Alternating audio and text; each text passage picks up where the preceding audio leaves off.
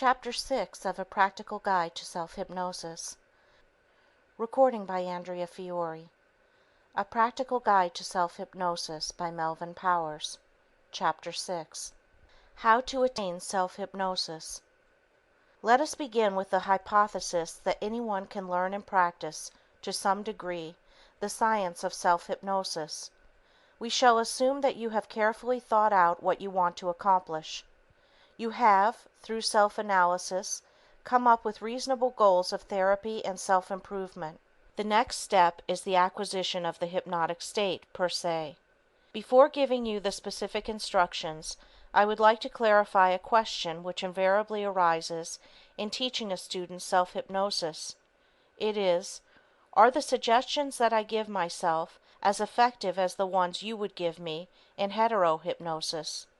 It is natural to assume that the suggestions of the hypnotist would be more effective than those given by the subject himself, but both have the same intrinsic value. It is well to remember that all hypnosis is really self-hypnosis, and all hetero-suggestions are transposed into self-suggestions. If the hypnotist firmly suggests, from this moment you will feel very confident in all life situations, the subject automatically and unconsciously rephrases the statement, from this moment, I will feel very confident in all life situations. The subject, ordinarily, mentally or aloud, repeats all suggestions using the pronoun I instead of you. The easiest and quickest way to learn self-hypnosis is to be hypnotized and given a post-hypnotic suggestion to the effect that you will be able to put yourself into the hypnotic state at a given stimulus whenever you desire to do so. The hypnotist need not be a professional. Anyone understanding the rudiments of hypnosis can do this.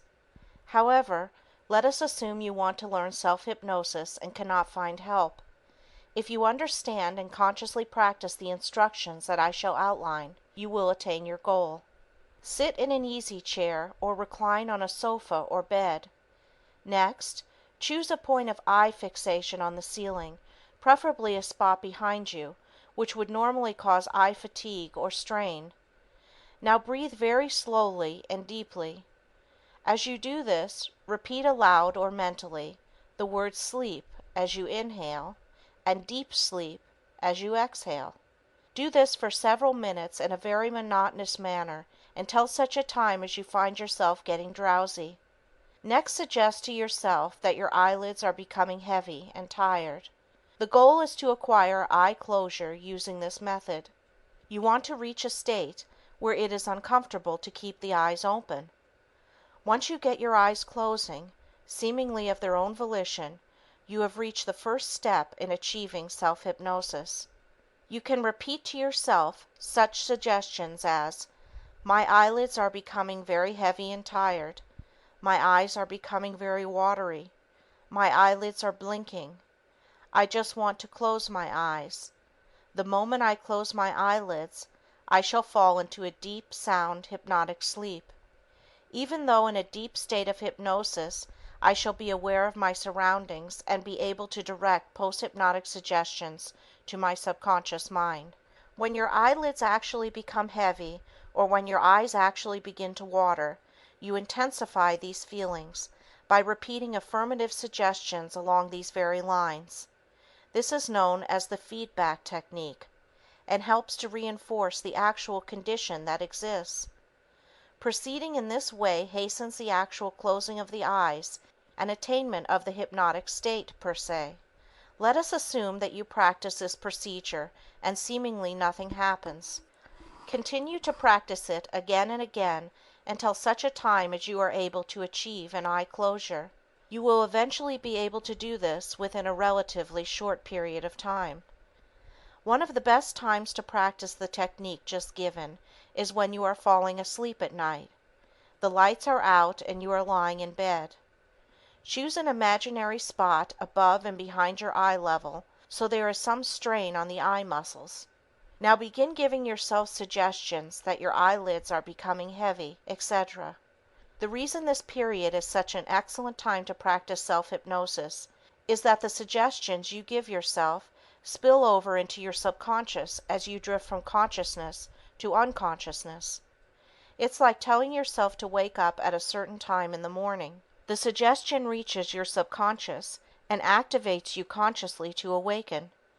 Using this approach, you can give yourself dynamic, constructive suggestions at this time, as well as giving yourself the post-hypnotic suggestion that the next time you practice self-hypnosis, you fall into a deeper, sound hypnotic state at the count of 3.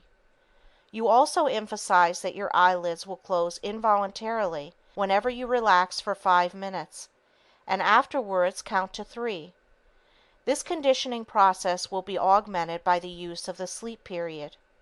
The suggestions will tend to work unconsciously during this period and hasten your attainment of the constructive goals as well as the self-hypnotic goal itself. Once you have achieved eye closure, deepen the hypnotic state by the following suggestions. As I count to 3, I shall go deeper and deeper into a profound hypnotic state. As I count to 3, I shall find myself becoming more and more relaxed. As I count to 3, I shall fall into a deep hypnotic state. You repeat these suggestions many times, actually trying on a conscious level to feel sleepier, more relaxed, more at ease. In doing this, you take on the characteristics of a deeply hypnotized subject. Part of the difficulty in learning self-hypnosis is that the subject is aiming at a state of mind in which he has no experience. If I say, act happy or act sad, there is an immediate reaction from your experiential background, and you can react accordingly.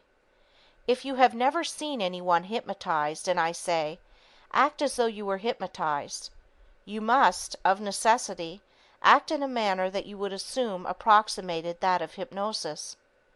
If you had actually seen someone hypnotized, you would naturally take on the characteristics you had observed. This would either be done consciously or unconsciously. Some individuals describe the hypnotic state as a state of complete relaxation. Many get a feeling of detachment, others a feeling of dissociation, as though their entire being was only thought. Some get a floating or drifting feeling, likening the experience to lying deep clouds. Others experience a heavy, pleasant, sinking feeling.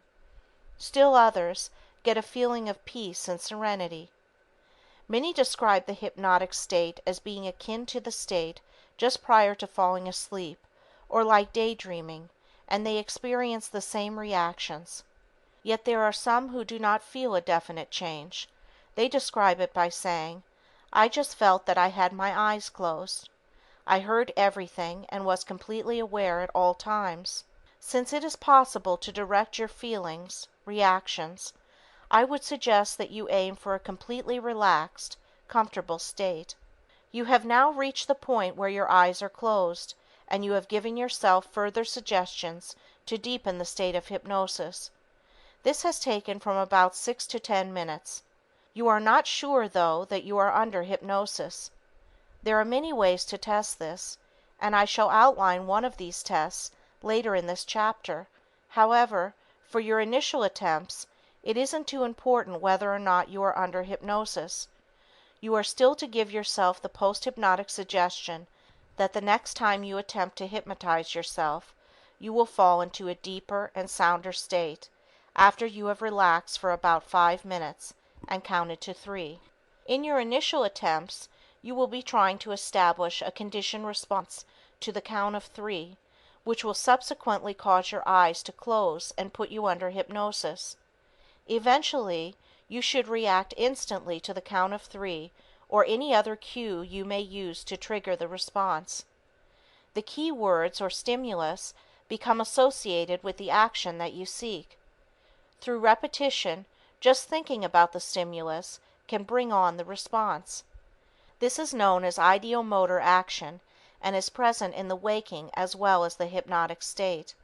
Pavlov's famous experiments, which induced dogs to salivate when a bell was rung after previously having food fed to them at the same time, are examples of this type of conditioning. Don't we generally become hungry if someone tells us it's noon and time for lunch, when in fact it's only 11 o'clock. I had a common experience recently that I'm sure many readers have shared. One of my neighbors, seeing my car was parked in front of my house and knowing I was home, called to say he was dropping in to see me. While working on the manuscript of this book, I thought I heard the doorbell as I was typing. I went to the front door and no one was there. I even walked around the house looking for him because I was so certain I heard the bell. This is another example of an ideomotor action. I told my friend about it when he arrived approximately 30 minutes later. He looked at me rather whimsically and we both shared a laugh. Haven't you thought you heard the phone ring when you were waiting for a call?